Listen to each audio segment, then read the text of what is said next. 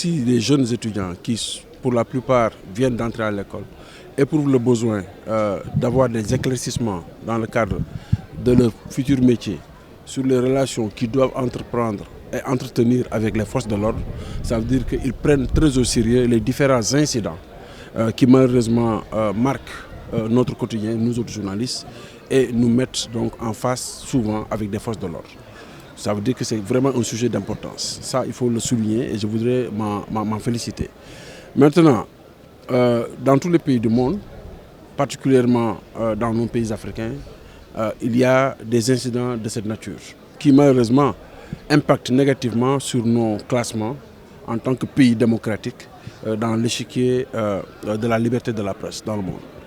Chaque fois qu'il y a des incidents, les gens ne le savent pas, mais ça déprécie la note du Sénégal. Au-delà, en tant que journaliste, en tant que secrétaire général du SYNPICS, chaque fois qu'il y a ce genre d'incidents, on se pose des questions, on se demande est-ce que réellement nous sommes dans un état démocratique ou pas. Parce que normalement, entre journalistes et forces de l'ordre, il ne doit pas y avoir d'incidents du genre sur le terrain. Chacun fait son travail.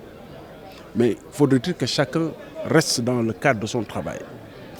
Le journaliste qui est en train de couvrir une manifestation, que cette manifestation soit autorisée ou non, une manifestation publique, il s'entend, il faut qu'il se garde de se comporter en militant.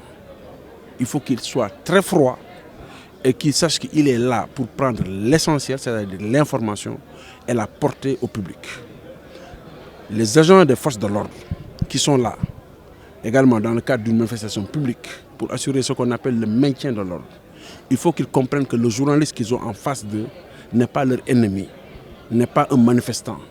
Donc il n'est pas à gazer, il n'est pas à enchaîner, il n'est pas à agresser.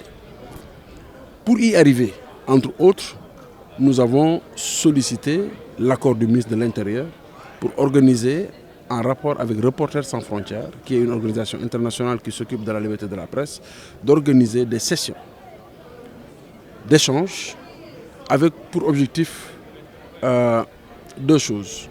Première chose, permettre aux journalistes de se re-questionner et de savoir que lorsqu'ils sont dans une manifestation, quel doit être leur comportement, quels sont leurs droits, mais quelles sont également les limites qu'impose le maintien de l'ordre.